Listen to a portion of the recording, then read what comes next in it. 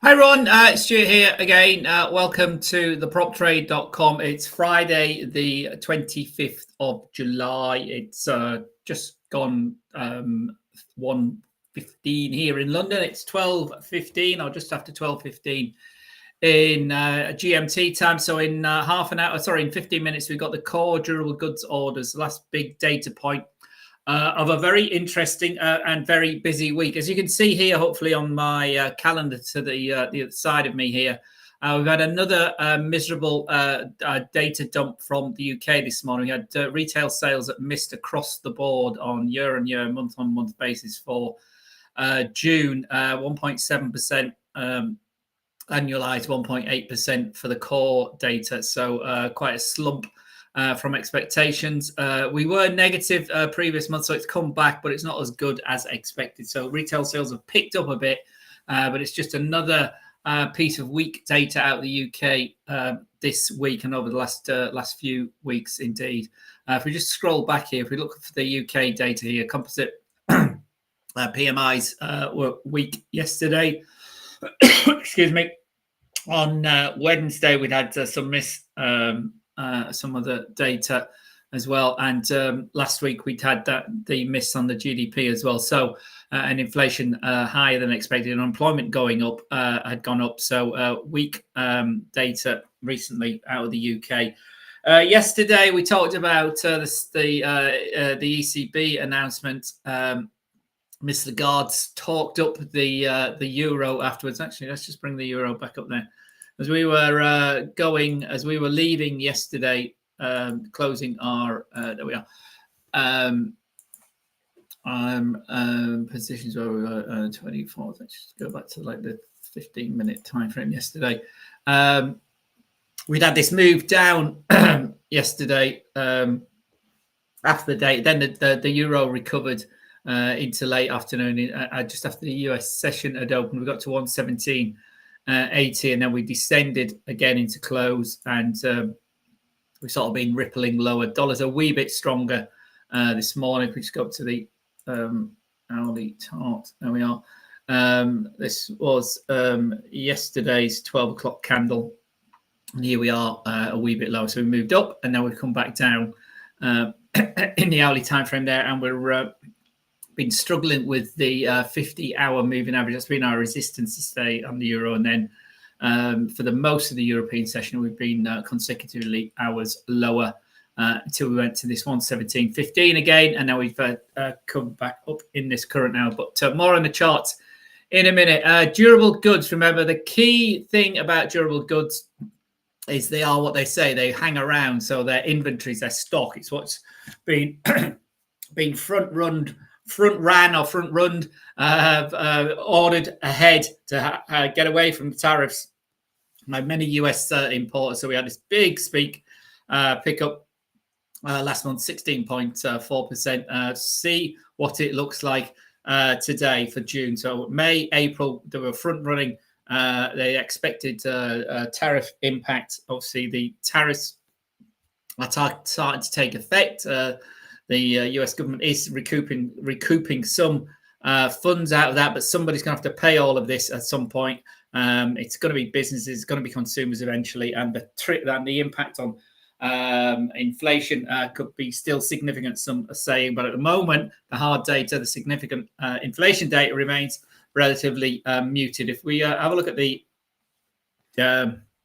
where's my that was last Thursday.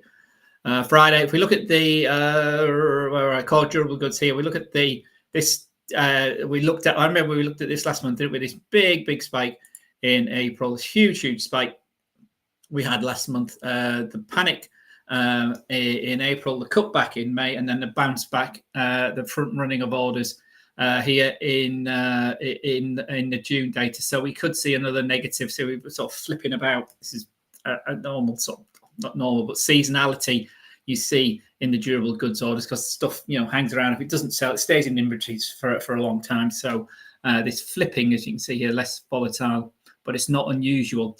Obviously, the tariff impact here at the beginning of the year spiked this rise. We had the flip down in May, So we'll see what the July data looks like in 7 minutes or so. So something negative around about 10% is what the market's expecting to see here. So quite a negative move down. So we'll see what happens.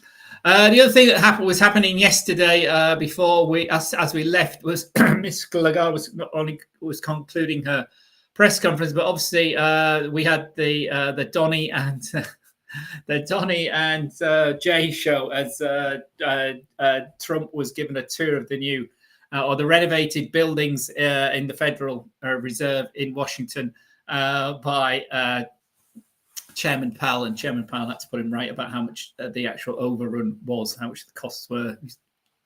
Trump was including the building that had been completed 5 years ago, so outside of the original, the budget that we're talking about. But anyway, the president certainly made his point to the benign press corps that's there. Very much, doesn't like people calling him 2 point. As I see it, like CNN and Bloomberg are not necessarily invited to all these events. But anyway, so durable goods to come. Key. I say it's here. You can see on the Forex Factory, it's only a medium impact, and I think on our calendar, is it 3 bears still? No, 2 and 3. 3 bears, 3 bulls.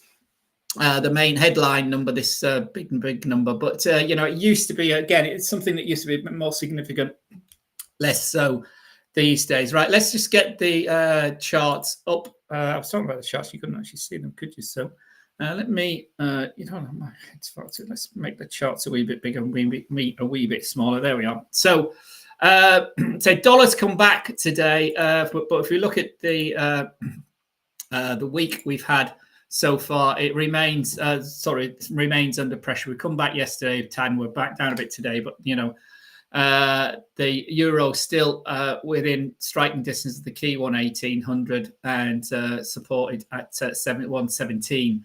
So we are still very much bid. The 20, as I've been saying all week, the 20-day moving average now approaching up to this 117 level and remain big support, as we saw here last week at the 11600 here. So we're currently trading around that 1725. So 1800 is the top, 117 the immediate support going into next week, and 116 the big support, previous resistance, key support last week and earlier this week, and the bounce rally again. But the key, again, the technical things, we'll see how this candle finishes today, obviously, but the high we've had this week was lower than the high of last week, and we're shy of that 1800 again. So let's see how it all pans out, what it looks like at the end of the week, and what the weekly chart looks like. The weekly chart still looks very positive for euro foes, and there's that 1600 line in the sand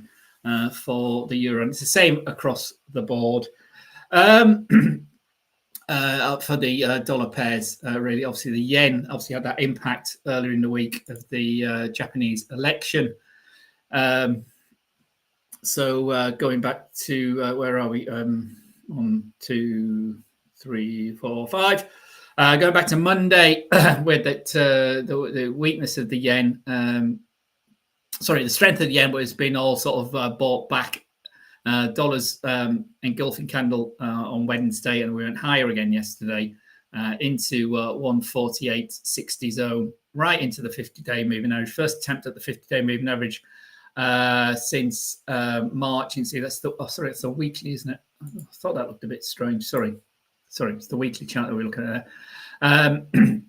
So yeah, we had that weakness on Monday. Obviously, the gap down following the election, but it weren't as bad as many as expected. So the yen picked up first 3 days of the week, and then it's given back as the dollar's picked up really the last couple of days as well. So it's again that standard combination of a bit of weakness in the yen, strengthened the dollar, and so we've rallied for 2 days, having got in and bounced from this 20 period moving average here.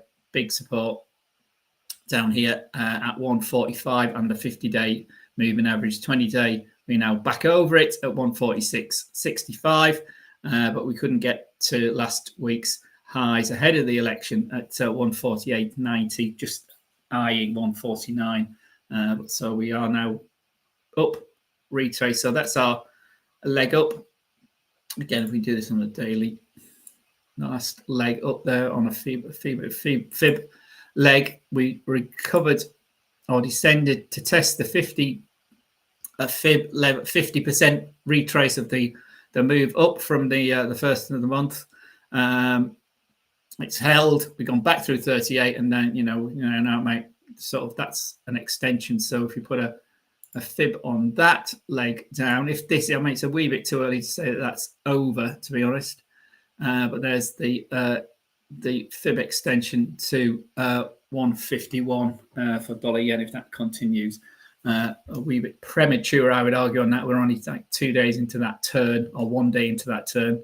That day is completed. Zoom this up. See, that day's if this 3-bar candle formation is the turn, we've got a 5 candle pivot point turn potentially here for the dollar yen here. So, but as you can see, again, we've rallied today to the key 61 fib of this leg down today. So from the high here to the low here, we've recovered to or retraced to the 61.8 key ratio. So that's proving resistance. If we hold over this level here, this 50% level of that last leg at 147.53, again, we could go to test the extension of the fib, which takes us to that 151 level, but obviously hugely psychological 150 ahead of that, and we still haven't closed on an end of day basis above 149 either. So 3 big, very significant lines in the sand above where we are in the now, where we trade currently around 147.70 for dollar yen. So let's have a look at that data has come out. It's nearly out. It's a minute to go. 30 seconds to go. So quick sip, guys. As usual, if there's anything you want to have a look at, any particular asset, I know a lot of you are gold traders and Bitcoin traders. Just let me know. We'll have a look at it in a bit more detail if you like. So there we go. 5 seconds to go. So durable goods, see what this headline number looks like, core number. Likely to have dipped. It's how much it's gone down really is what really will depend how the market responds to that. I just put the yen back to the 5 minute for the sake of movements. Put that on there, see if it's moving around. It's the 5 minute, remember. So data's come out. We can't see it's negligible move there for the yen. So let's have a look what it's. Oops, wrong calendar. So it's actually better than expected. 0.2 of 1% from 0.5 of 1% last time. Expected to come in at 0.1 of 1%. So that is better than last time. And so is the headline number, minus 9.3%. So it's drawn down very significantly. Obviously, the variance is huge because this has been revised 1 tick higher to 16.5% for the June number, and the July numbers come in negative 9.3%. So it's actually better than expected. Hence the rather negligible move on the Forex markets. That's the yen, 147.75, euro on the 5 minute time frame has been weakening in the last in the European session. So, as we said earlier, into this 117.15 area we'd seen earlier, so we could go back to test that. But let's see, it's a negative, a marginal move on that. And this my data's dropped out. Was it still? That looks a bit suspicious that it's not moving at all. No, we'll come back to that yet. So very little move, very little interest in that. Better, marginally better than expected durable goods number from the durable goods orders. So minus 9.3% versus the minus 10.8% estimate, and that huge build we'd seen in inventory. So the inventories are holding. It's suggesting there's still some sort of movement in there.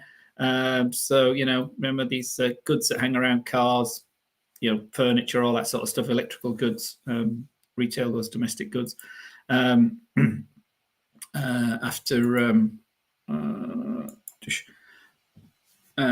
that massive build. So let's, if you're just joining us, we can see this huge build in the June number, the July number. So I should have seen it's updated yet. There it is. It's updated now. So it's negative. So it's the biggest negative since we were back here in the height of the pandemic, May 2020. So that's significant in itself. It's not as bad as I anticipated, and it's worse than the May drawdown, which was better than I expected as well. So, but the build was massive, so you sort of cancelling each other out. So the initial reading has hardly moved the markets, but obviously those inventories are still hanging around, and these goods are still getting pulled into the US.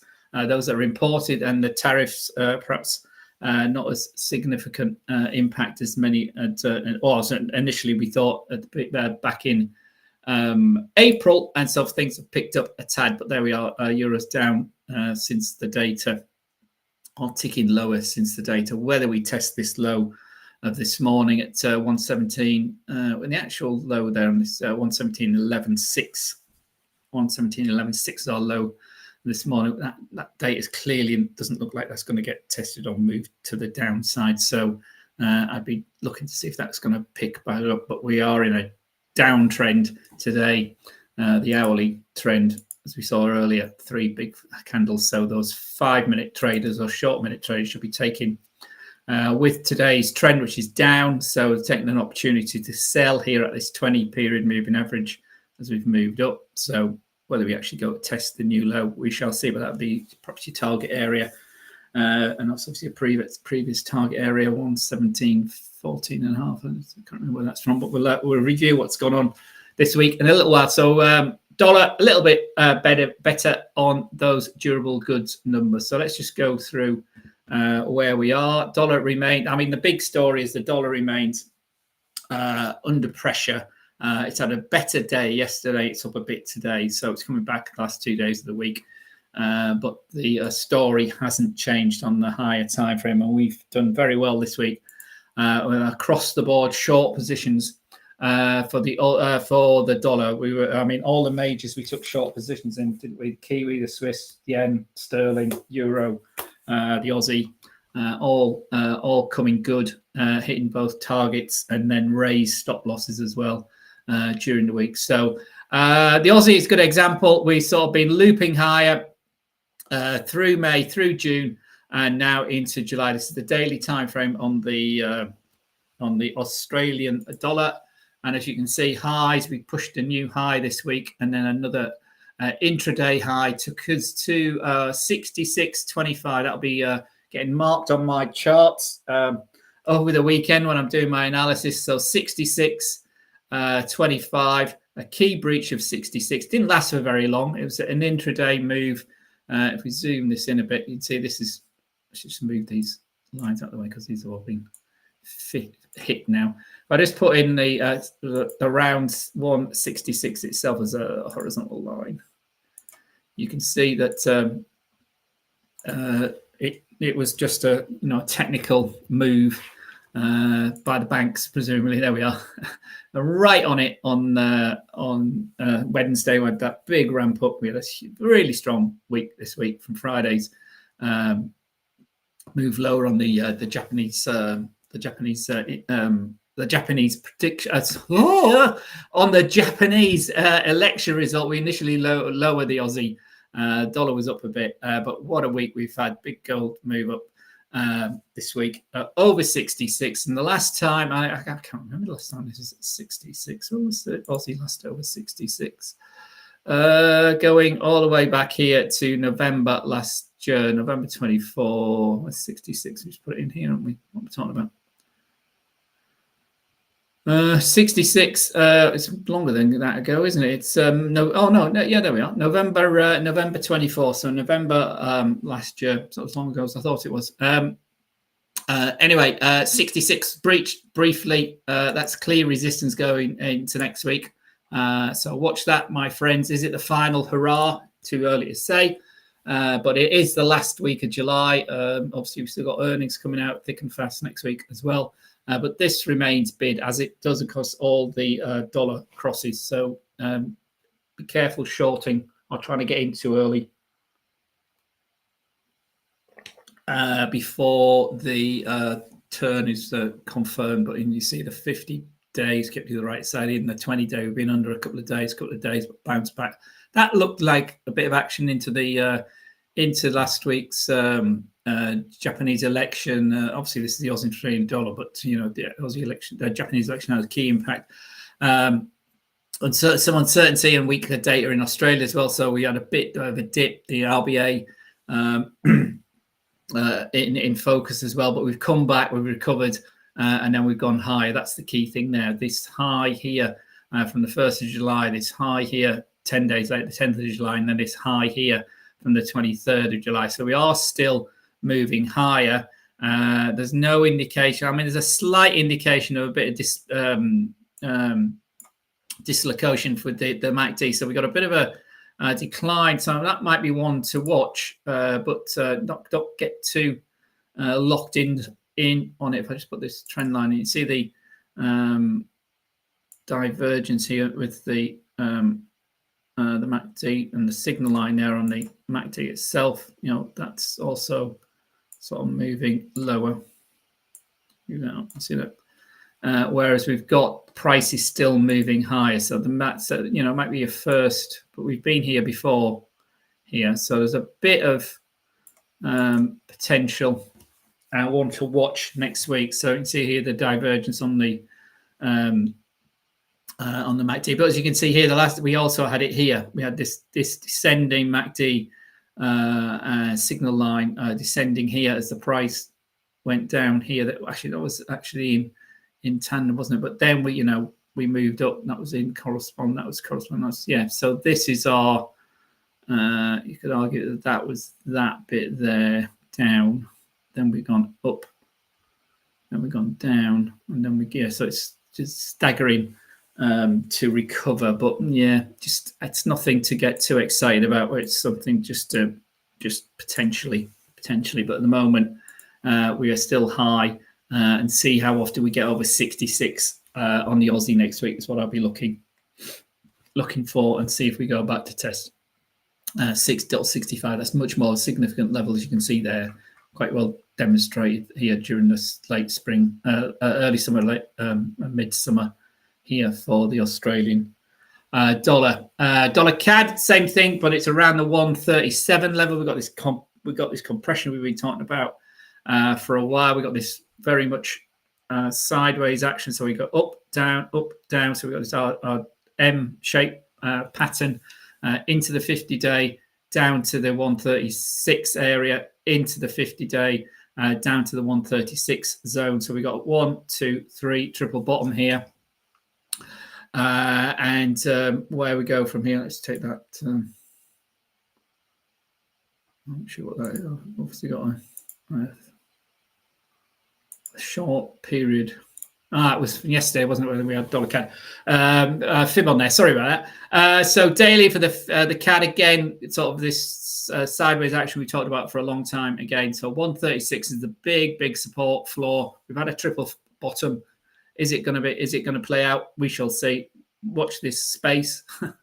But we need to break out of this area here. Can I draw?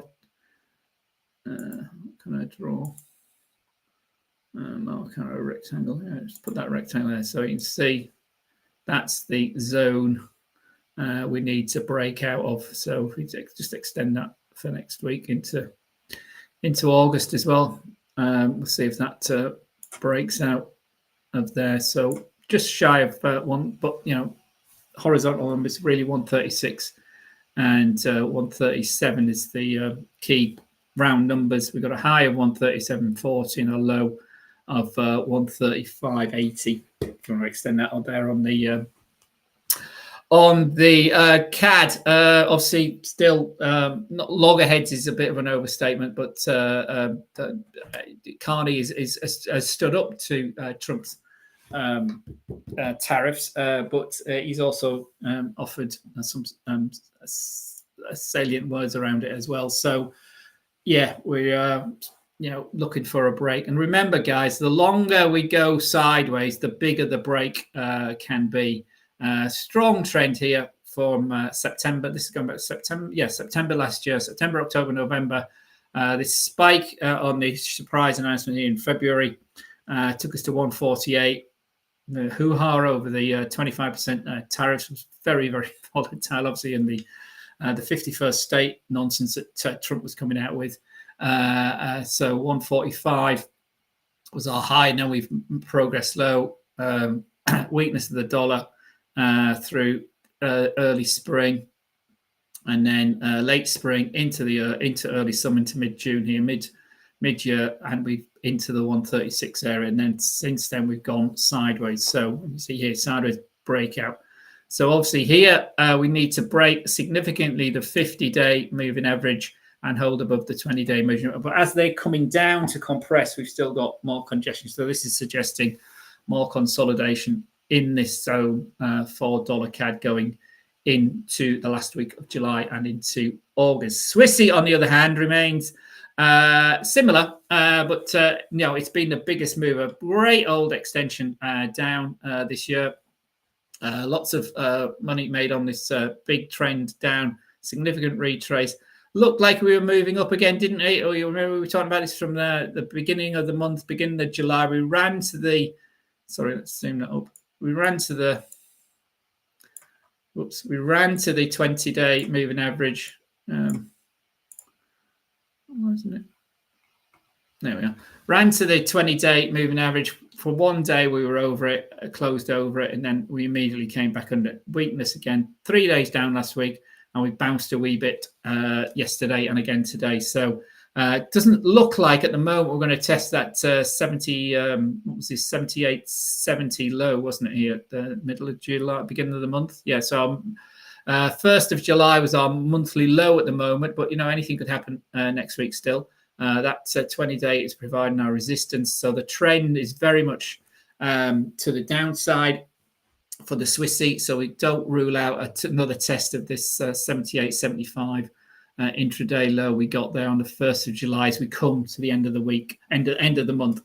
Similarly, a break of the 20-day moving average. Once we've been over it there one day, part of the day here, a part of the day there, all of the day we closed above it there. So 3-day following this move up. So this could be the start of another leg, but we need to break it with a bit more gusto than we did with that candle. It ran out of steam, not much move action.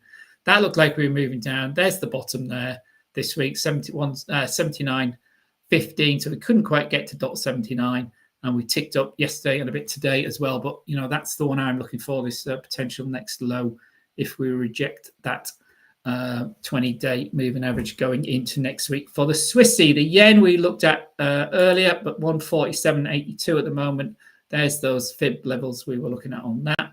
Kiwi back over the key .60 today for the Kiwi.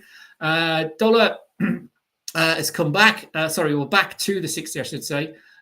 We couldn't quite get to and hold 61 at the beginning of the month, and then we've been weaker into mid-month, and then we've the Kiwis come back again. But as you can see here, we've got this flattening of the moving averages, and we've got again quite a big wide consolidation zone here. If you extend it to down to 59 here, this is .59, and this takes us to .61, so 200 pip range. It's quite a big range for Kiwi dollar. But in the lower half of it, this first half of the summer, second half of the summer, we're in the upper half of it as the dollars continue to weaken. So .60 is the key pivot area. As you can see there quite nicely down the daily time frame. So .60 remains our pivot, and that's what we've come back to today. So it's looping still. So we've still got this wave effect where we've got up, retrace, retrace longer leg here. So 1, 2, 3, 4. This is our fifth one potentially. That's a bit of a flat move, or you could have counted that as, hit these moves. So 1, 2, 3, 4, 5, A, B, C, D. Yeah. So upside target is still .61 for the bulls. A break of 60 significantly. Now we could run again, but we'd need to break under .59 for the bears. In the meantime, we continue to pivot through .60, 60 being our big support area for Kiwi. So Kiwi remains big. Again, we were in the money on that this week as well. 60 odd pips on the intraday base. I think we took 30 and then 30 again, didn't we, on the Kiwi? 25 and something on the Aussie. We'll have a look at all of those. There it is. There it's on here, isn't it? Pulled the stop loss up. Entry was it only there? Oh, entry was there. Target 1 was there. It pulled the stop loss above target 1. It's come back and took us out yesterday. So that was target 1. There's target 2, if you like. And we're down again today. Euro, similar pattern as we said earlier, but again, sort of consolidation at high this summer for euro against the dollar. Big support 116, as we said, and resist 200 pips above that at 1800. So big range on there. So selling at the top, buying at the bottom until it breaks. At the moment, we're biased to the upside. Moving averages are flattened out. The 20 is below us this week, or most of this week, certainly. In fact, no, it's all week, isn't it? It's because that's Monday, Tuesday, Wednesday, Thursday, Friday. So as we go into next week, 116.75 is our support area, and 17.75 pips below that is the big round 116. So we are biased to the upside. Holding 117 would be good, and a break of 118 would be also good for the bears. But remember, we've had Miss Lagarde and the ECB yesterday. Again, we've got a bit of divergence on the MACD. We got this descending here. That really corresponds with that price action there, doesn't it? Then we've gone back up. So price action has gone back up ahead of the descending price, but that's still, you'd argue that was still not diverging, but converging, I would guess, to the downside. So euro, again, a break of this key area. I won't put that on because we got I won't put actually, let's do it because we did it on didn't we? So that's our euro channel going into for the end of into August, into the end of the summer. That's our top of the range we've been at, rectangle on the euro. Sterling obviously being a bit more impacted by that series of weak data we've had from the UK this week, but again, relatively has had a really strong recovery against the dollar. But as you can see here, difference to the other currencies, we are under our 50 and 20-day moving average. So this is looking weaker of the majors, and a lot of that has to do with the actual economic data we've seen and some of the political pressure the Prime Minister and particularly the Chancellor, the Finance Minister in the UK, Rachel Reeves, is under. Lots of pressure to increase taxes in her budget. Looks like it's going to have to happen if they're going to stick to this growth mantra they're talking. And many on their side of the house are looking for higher taxes on wealth. They've been very reluctant about that, but we'll see how that noise grows into the key autumn season. So sterling has breached the key 135. So we are under the 20-day moving average. We are under the 50-day moving average, and we're under this key historical level, and now a level we've been pivoting through for most of the summer at 135. So our support here for sterling, it's less it went stronger. It's less of a less of a clear channel rectangle than the other currencies. So the big support here is 134, but it's less of a significant level than 135. So we could, if this level breaks here next week, we could fall, as I've said before, to 132. Last time we held it and we rallied. This time it may be the break, but it may be also the triple bottom area we talked about. You can see how significant 134 is from a technical point of view.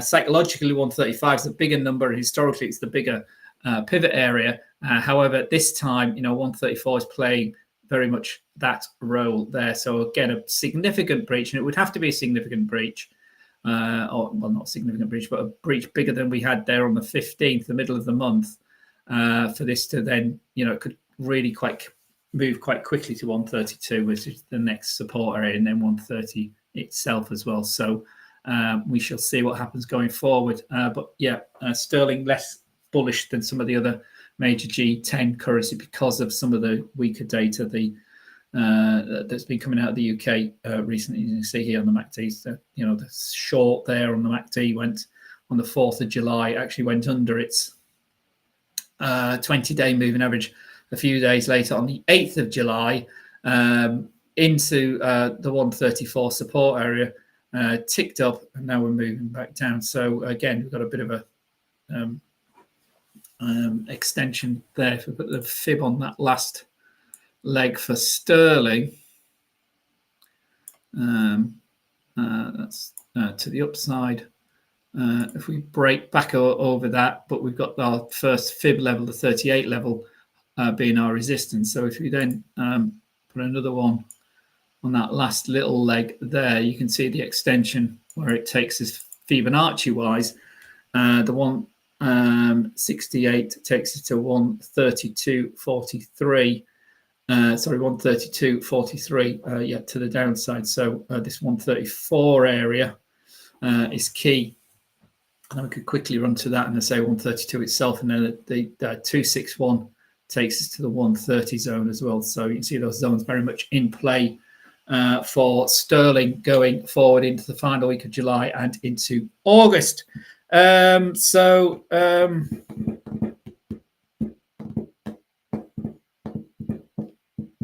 There's also coverage of July 25% off. That's interesting. Okay, so that's sterling. That's sterling again, a cable against the dollar, but generally the dollar remains under pressure. Obviously, the Fed unlikely to do anything next week, but more on that when we come around to it. Indices, all-time highs, new all-time highs we've had this week. On Wednesday, the Dow still remains bid. We were closed down yesterday, and we're sort of flat this morning so far. But again, bid 20-day 44,200 on the Dow. The Nasdaq bigger. I don't know. It's still. I mean, it's not boring. Is the wrong word, but there we are. A new all-time highs again. This week on the DAX as well. Sorry, on the Dow.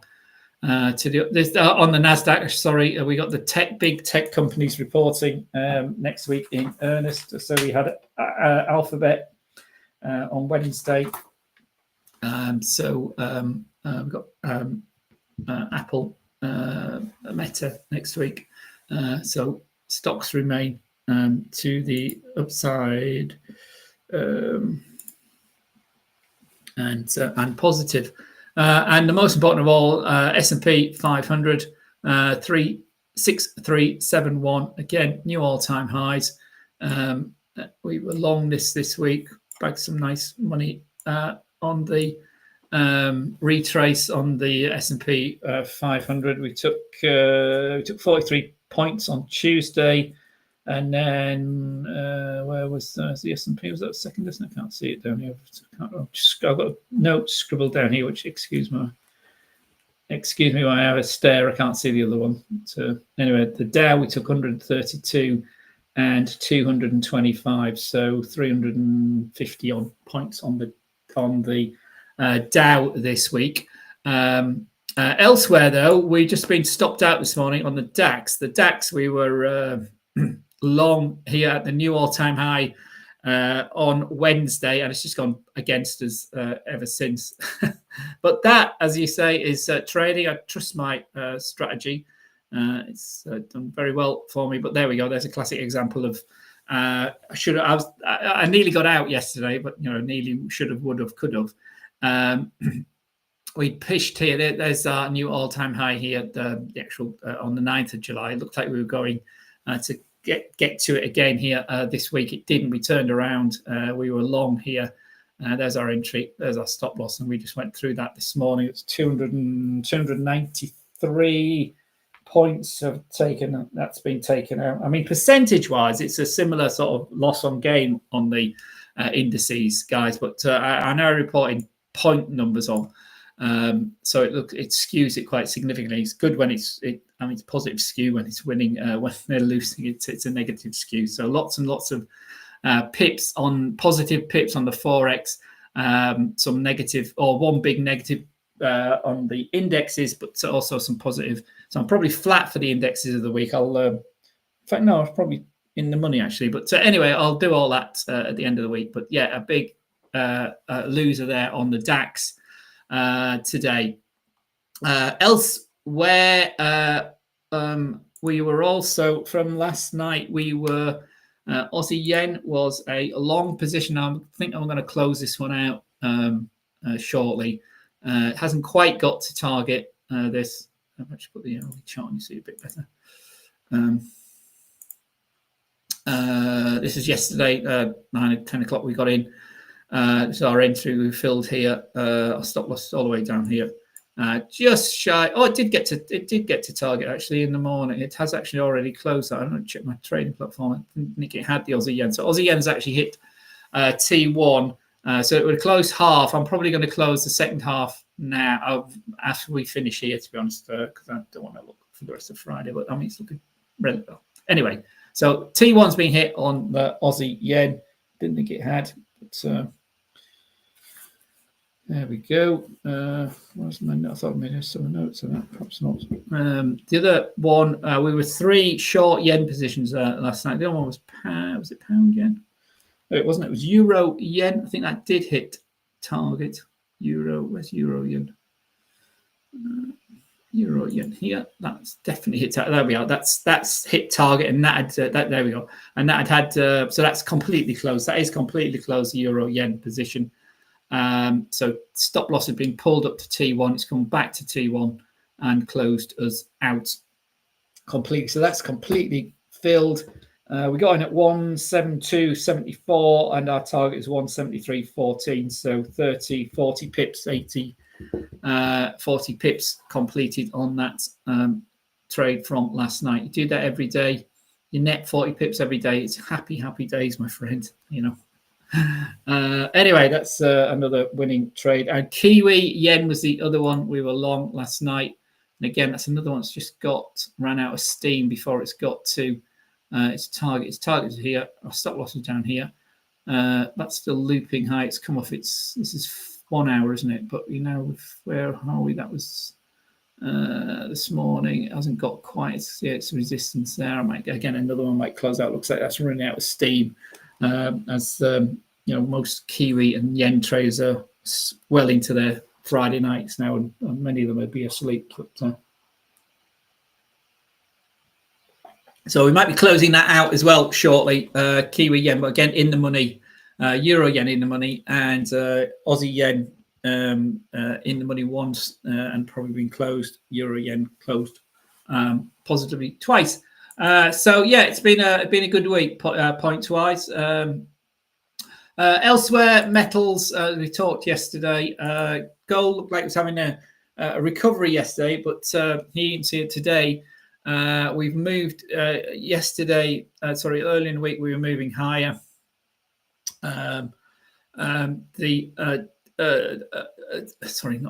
Moving lower here on Wednesday when we went under the 20-hour moving average here on Wednesday afternoon, and it's just moved lower.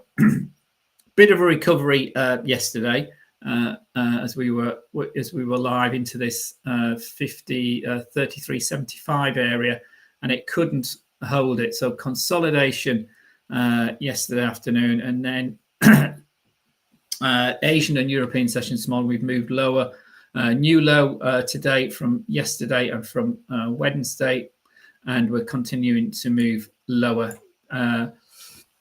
And the trend is to the downside for gold today. look at the daily time frame, we continue in this sort of channel area. There we are. Squeeze that in a bit. There we are.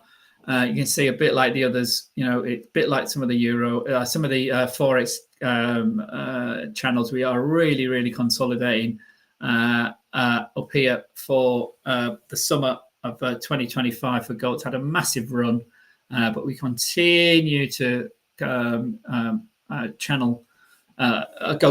Be channel bound at the top of a range, which is historically quite positive to the upside. But again, the longer it goes on, the bigger the reaction could be. Whether we're going even higher to new record highs for gold, or we are going to break down quite significantly. But at the moment, as far as one of the key drivers of the gold market, the treasury markets, the bond markets, they continue to be very hot. So if you're getting 4.5%, 4.5%, say, on treasuries, it sort of counteracts the appeal for gold. So, however, having said all that, the 3,300 level, who would have thought that a few years ago? But here we are. That's the main support level for gold this summer, and it's held really, really well. Yet to break 3,350.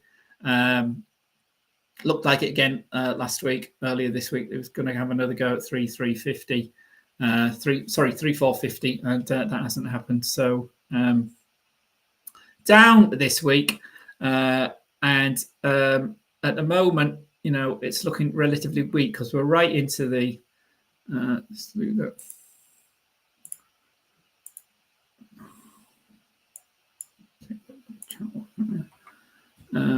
We go to the 4-hour descent, and there we are.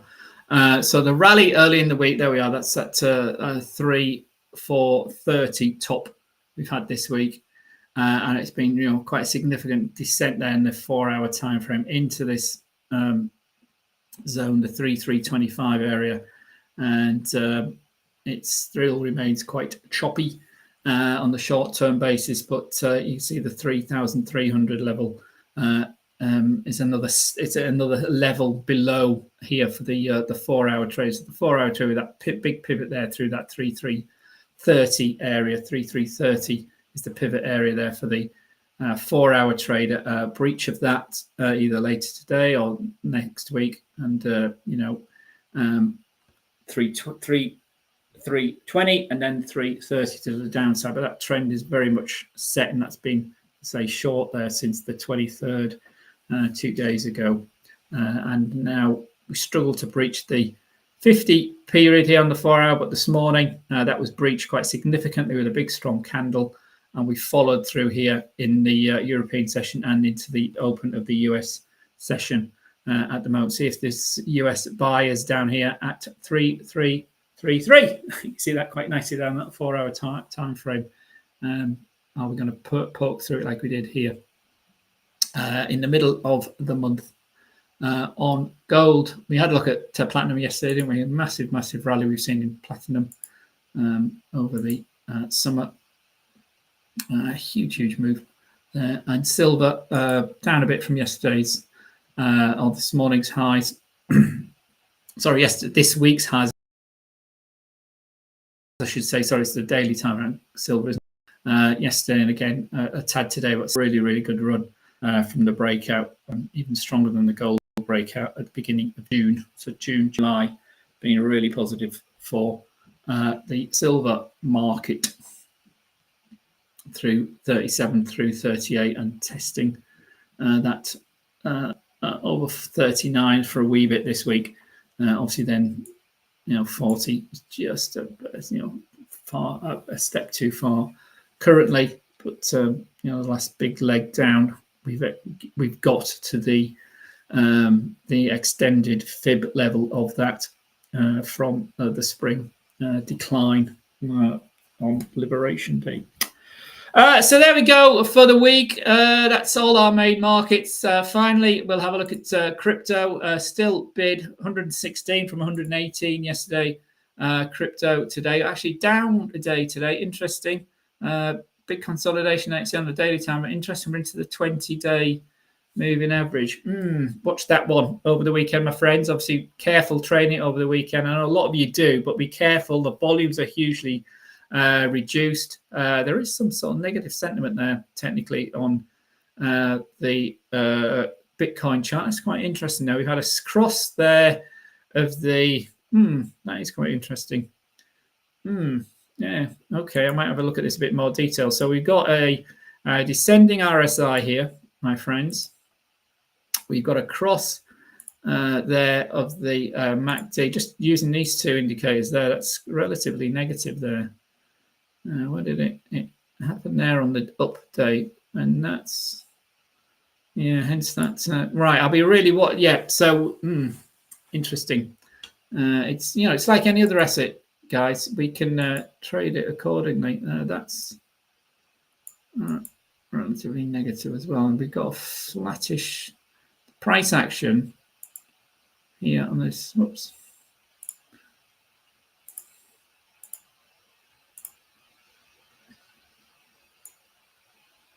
It's sort of flat, isn't it? So that could break quite significantly. Watch that over there. I mean, that's still relatively, obviously, still bullish Bitcoin in the longer term, but there could be some quite significant. It could be a correction here back to the 112,000 level, the previous top of the channel here, or even below that, 9 or 10 or something, 110,000.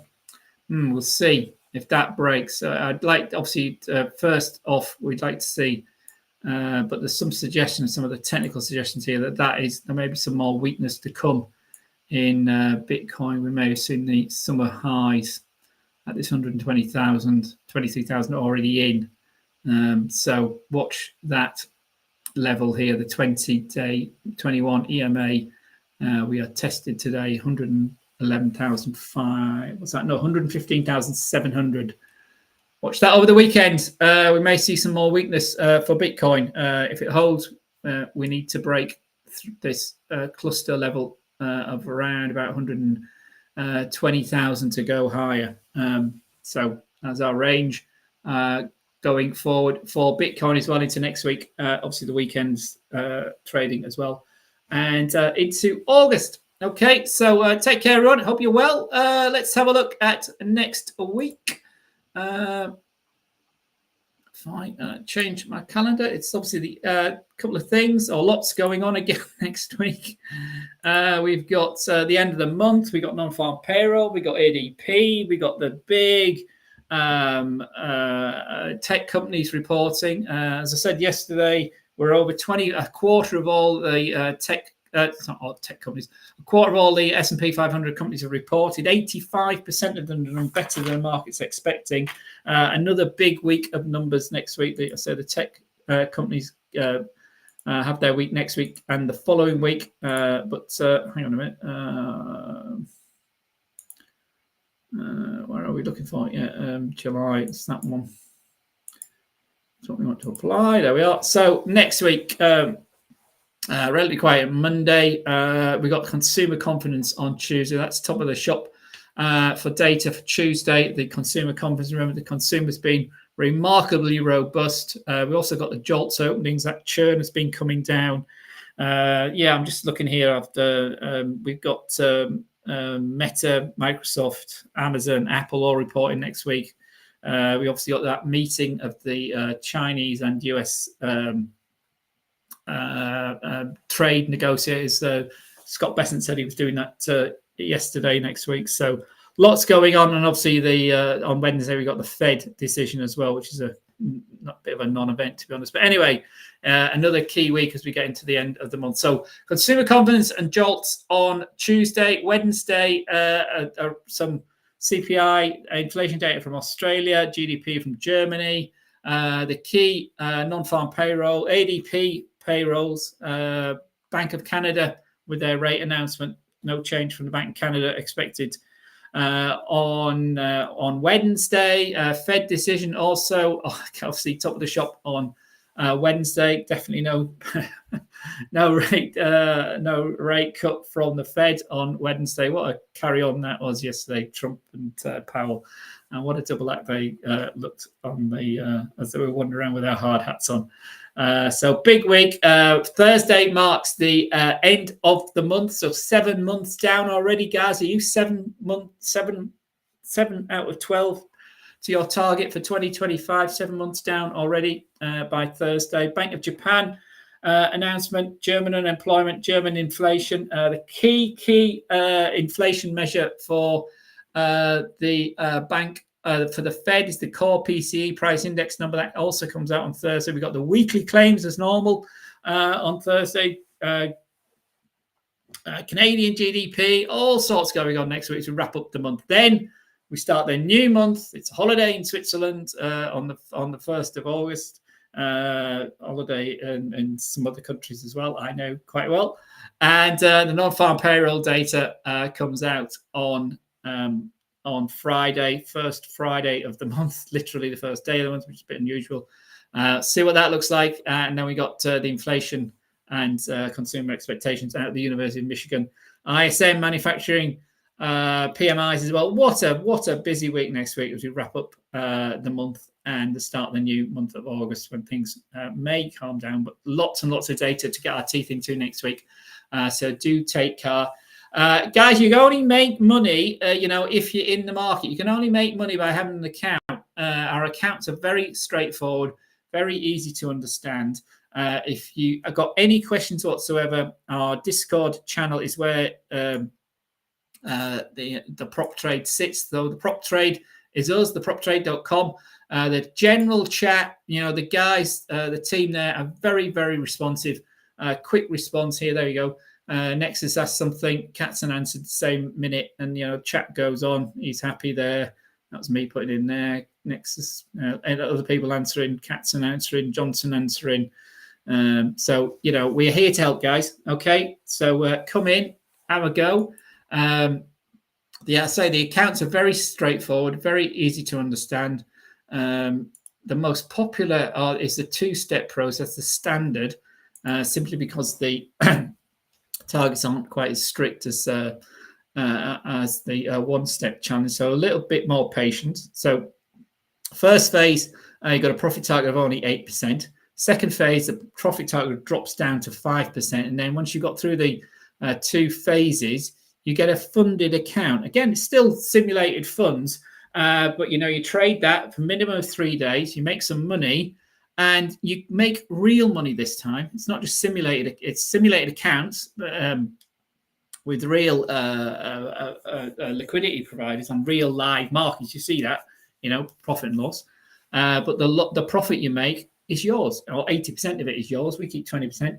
You take 80% out if you follow. You get through these challenges. You obviously then get a refund of what you've paid to get your account. So if you want our most popular, which is the $25,000 account, costs $175 to open up. So for $175, you're getting $25,000 worth of equity. So it allows you to take relatively large lot sizes. And if you're new to the proptrade.com, you've not had an account with us before, if you put in new 25, we are offering new participants a 25% discount. So that brings that 175 down to 130 for a huge $25,000 account. If you fancy your arm a bigger account, $100,000 account is obviously it's a bigger investment. Starts at $495, but you could save yourself a huge $123, and for $375 you get $100,000. If you're at the other extreme, we start with $5,000 accounts for just over $40. Gives you $5,000 worth of equity to test us out, test yourself out. If you want to do it quickly, the Express account is just 1 phase, not 2 phases, but you can see the targets are a bit high. You need to make 12% profit. The daily loss is a maximum of 4% per day, but overall loss a maximum of 7%. But you've only got 1 phase to get through. News trading is also allowed with the Express account. On the standard account, news trading isn't allowed. I know a lot of you like to trade news. I'm not a big fan of trading in news. I think the 2-minute window either side of before and after is where I've been much more successful at fading the news rather than trying to react to the actual breaking news or trying to second guess. You're never going to get the information quickly enough to take on the big players. So news trading, I'm yet to be convinced on that. So one step, let's say 12% profit target, but 80% profit share, and that's real cash, real cryptos in your wallets, my friend, all from $41. So come and give it a go. If you've got any questions, contact me directly. Contact us on the Discord group, or email or check out our website. It's very, very clear.